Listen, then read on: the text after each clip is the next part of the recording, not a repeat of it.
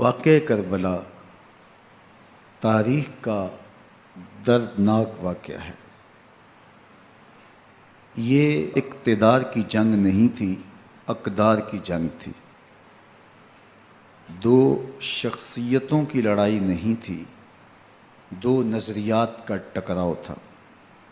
یہ حق اور باطل کا معرکہ تھا۔ یزید ظلم کا استعارہ ہے، حسین ابن علی امن کی علامت ہے۔ یزید جبر کا پتلا ہے، حسین صبر کا پیکر ہے۔ یزید اپنی بدطینت فطرت اور اپنی طبع ناہموار کے باعث دنیا پر ذلت و رسوائی، ظلم، جبر، جور و زیادتی کی علامت بن کے ابھرا، اور حسین ابن علی رضی اللہ تعالی عنہ حق و صداقت کا نشان بن کے ابھرا۔ کربلا کے تپتے ہوئے ریگزار میں حسینی اور یزیدی دو کردار سامنے آتے ہیں۔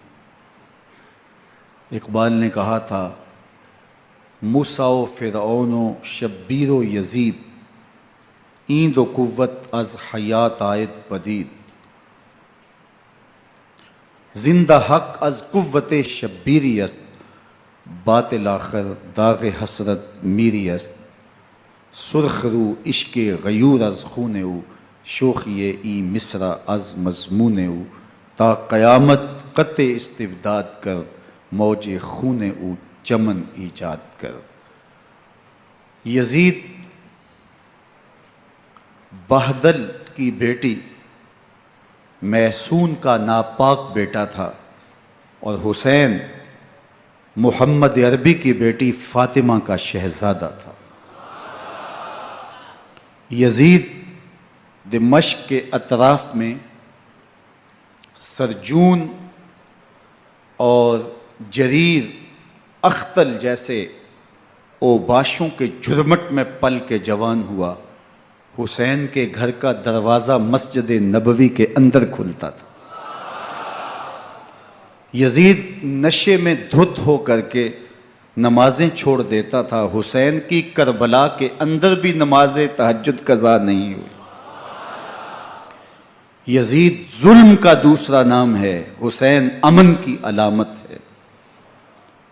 یزید نے زندگی میں ایک مرتبہ حج کیا اور شراب کے مٹکے ساتھ لے کے آیا، اور اختل اور دیگر گویوں اور مغنیوں کو اپنے ساتھ رکھا تاکہ سفر آسانی سے کٹے۔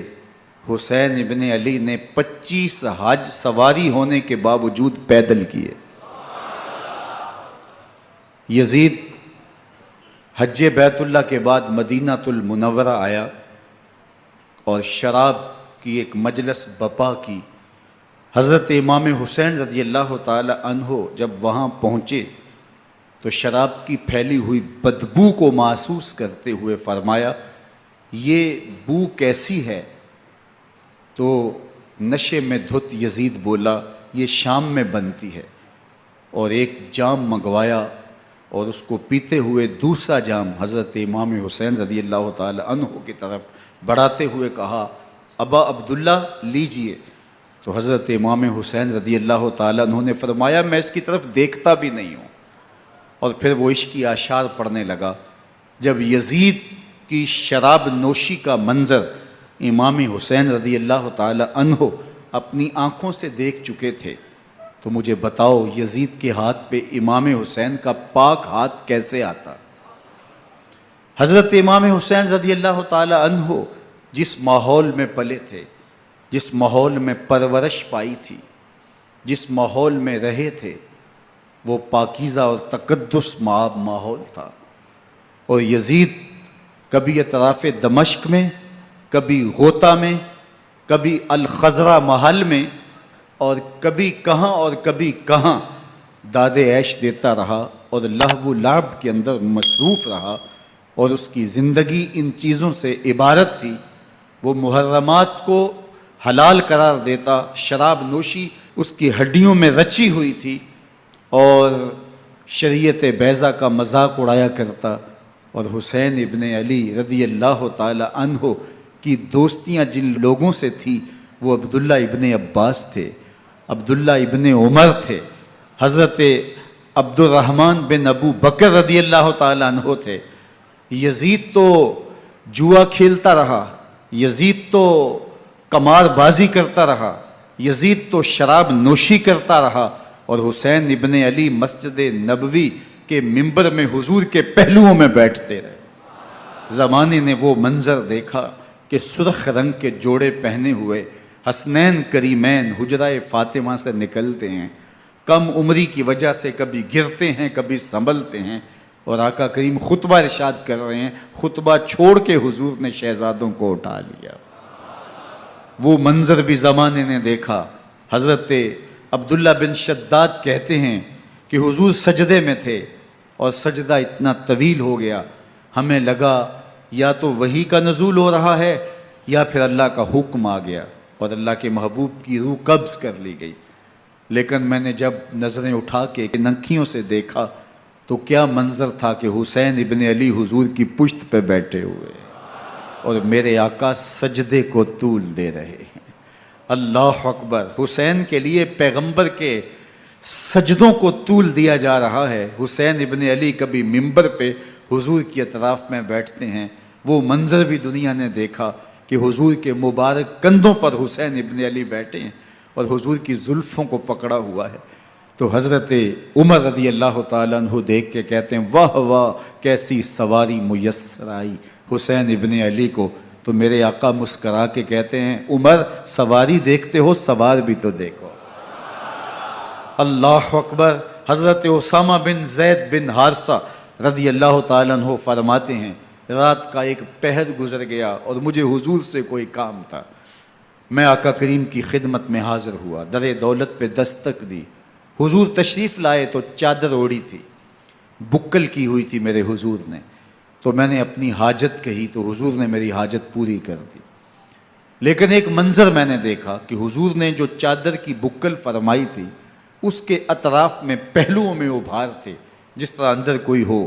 مجھ سے نہ رہا گیا، میں نے پوچھ لیا، میں نے کہا بندہ نواز چادر کے اندر کیا ہے؟ فَكَشَفَهُ، تو حضور نے چادر کو کھول دیا۔ فَإِذَا الْحَسَنُ وَالْحُسَيْنُ عَلَىٰ وَرِكَيْهِ، تو کہتے ہیں میں نے اپنی آنکھوں سے دیکھا ایک پہلو سے امام حسین لپٹے ہوئے تھے، ایک پہلو سے امام حسن لپٹے ہوئے تھے۔ فرمایا یہ میرے بیٹے ہیں، یہ میری بیٹی کے بیٹے ہیں، اے اللہ میں ان سے پیار کرتا ہوں، تو بھی ان سے پیار کر، جو ان سے پیار کرے اس سے بھی پیار کر۔ ان کی محبت کا درس دیا، ان کے پیار کا سبق پڑھایا، کہا ان سے پیار کرنے والا میرے سے پیار کرنے والا ہے، ان سے بغض رکھنے والا میرے سے بغض رکھنے والا ہے۔ ان کی تکلیف حضور کو بے چین کر دیتی تھی۔ حضرت سیدہ فاطمہ الزہرا رضی اللہ تعالی عنہ کے گھر کے قریب سے گزرے تو حضرت امام حسین کے رونے کی آواز آ رہی تھی، تو آقا کریم علیہ السلام نے فرمایا کہ فاطمہ حسین کو چپ کرواؤ، الا تعلمی ان بقاءہ یوزینی، تو جانتی نہیں حسین کا رونا مجھے دکھ دیتا ہے۔ حسین ابن علی کو حضور رونے نہیں دیتے تھے، ان کو دکھی نہیں ہونے دیتے تھے، کیونکہ رسول اللہ صلی اللہ علیہ وسلم جانتے تھے کہ یہ کتنے دکھ سہے گا، کتنی تکلیفوں سے گزرے گا اور کتنے مصائب سہے گا۔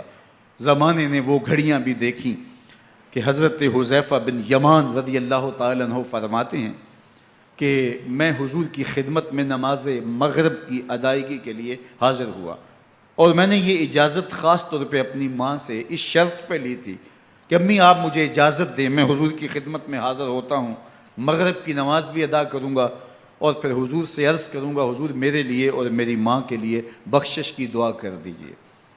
ماں نے اس شرط پہ اجازت دے دی اور میں حضور کی خدمت میں آ گیا، نماز مغرب ادا کی، سلام پھرا تو میرے دل میں آرزو تھی میں حضور سے عرض کروں حضور میرے لیے اور میری ماں کے لیے مغفرت کی بخشش کی دعا کر دیں، لیکن حضور عبادات میں ذکر میں نوافل میں ایسے مشغول ہوئے کہ میں آرزو رکھنے کے باوجود بھی عرض نہ کر سکا۔ خیر نماز عشاء کا وقت ہوا، اذان پکاری گئی، حضور مصلی پہ آئے، نماز پڑھی، سلام پھرا، تو میرے دل میں پھر خیال آیا کہ ماں سے ایک نماز کی چھٹی لی تھی، نمازیں بھی 2 ہو گئیں، ماں نے جاتے پوچھنا ہے حضور سے میرے لیے اور اپنے لیے مغفرت کی، بخشش کی دعا کروائی تھی، تو کیا جواب دوں گا؟ اور حضور اٹھے اور کاشانہ اقدس کی طرف چل دیے۔ اب میرے دل میں یہ خیال رہ کے آ رہا تھا کہ ماں کو کیا جواب دوں گا، میں تو حضور سے بخشش و مغفرت کی دعا کروا ہی نہیں سکا۔ جب حضور چل پڑے تو غیر ارادی طور پہ میں بھی حضور کے پیچھے چل پڑا۔ چلنے میں تھوڑی سی رفتار تیز ہو گئی جس سے قدموں کی آہٹ پیدا ہوئی، تو جب آواز پیدا ہوئی تو حضور نے رخ پھیرے بغیر فرمایا من ھذا، میرے پیچھے پیچھے کون آ رہا ہے؟ پھر خود ہی کہا حذیفہ تو نہیں؟ تو میرا دل دھڑک رہا تھا، قلت نعم، میں نے کہا جی حضور میں حذیفہ ہوں۔ فرمایا ما حاجتک غفر اللہ لک ولامک، کیا کام ہے؟ اللہ تجھے بھی بخش دے، تیری ماں کو بھی بخش دے۔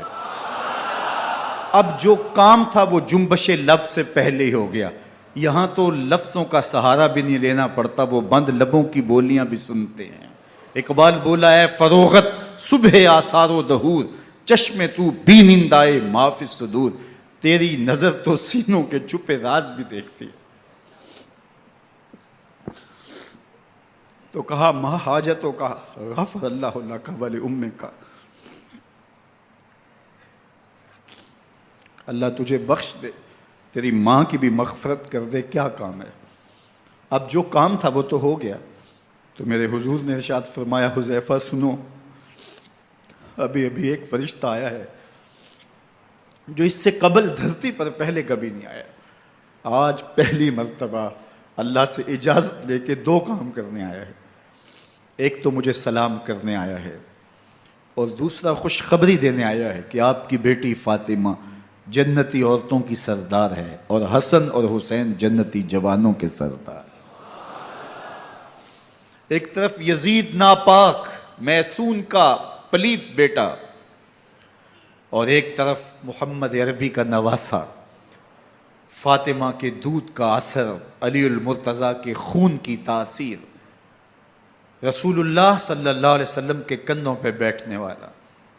ایک دن حضور نے امام حسین رضی اللہ تعالیٰ عنہ کے ہاتھ پکڑ لیے اور ان کے پاؤں اپنے پاؤں پہ رکھے اور پھر فرمایا بیٹے آگے بڑھو، اور ان کے پاؤں حضور کی پنڈلیوں پہ آئے، پھر کہا بیٹے اور آگے بڑھو، حتیٰ کہ ان کے پاؤں حضور کی رانوں پہ آئے، پھر فرمایا بیٹا اور آگے بڑھو، تو ان کے پاؤں حضور کے مبارک بطن اقدس پہ آئے، پھر بازوؤں کو کھینچ کے اپنے قریب کیا اور حسین ابن علی کے منہ میں اپنی زبان رکھ دی، اور وہ اس طرح چوس رہے تھے جس طرح کھجور چوسی جاتی ہے۔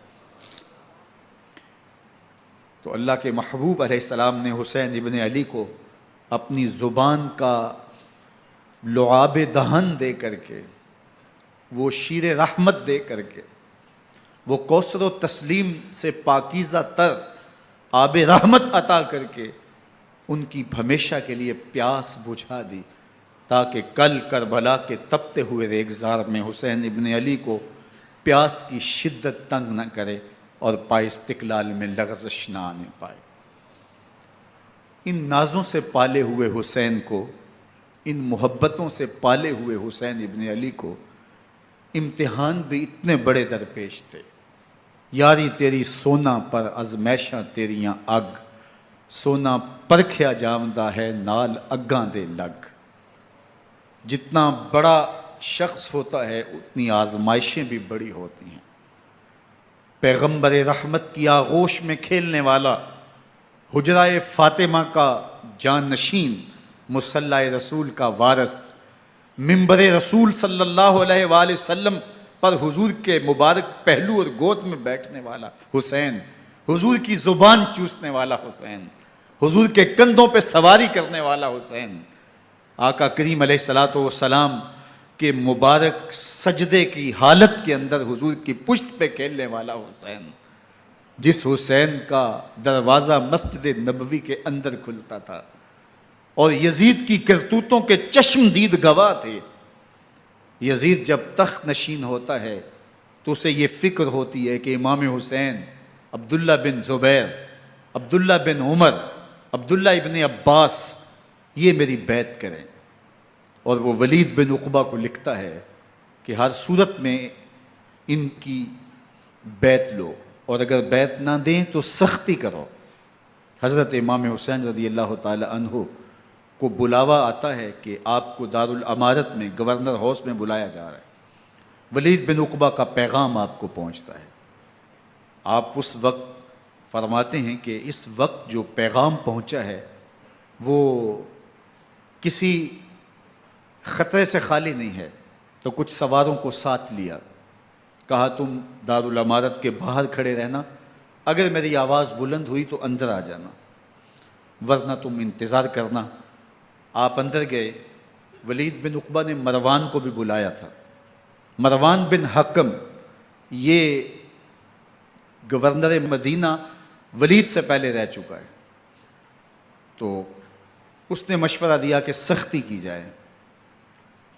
خیر ولید بن عقبہ نے کہا کہ یہ خط ہے، حضرت امیر معاویہ کا انتقال ہو گیا اور یزید تخت نشین ہوا ہے، لہٰذا وہ آپ سے بیعت کا مطالبہ کرتا ہے. تو حضرت امام حسین رضی اللہ تعالیٰ عنہ نے فرمایا کہ میرے جیسا شخص یوں چھپ کے بیعت نہیں کر سکتا. اور آپ واپس پلٹے. مروان بن حکم نے ولید بن عقبہ کو کہا کہ یہ موقع ہے جانے نہ دیا جائے، اگر یہ نکل گئے تو دوبارہ تم قابو نہیں پا سکو گے، اور انہیں یہیں قتل کر دیا جائے. حضرت امام حسین رضی اللہ تعالیٰ عنہ نے یہ بات سن لی. کہتے ہیں حضرت امام حسین انہی قدموں کے بل واپس پلٹے اور مروان بن حکم سے مخاطب ہو کے کہا، مروان کیا بول رہا ہے؟ وہ خاموش ہو گیا. فرمایا تو جانتا نہیں ہم کون ہیں؟ آنا ہو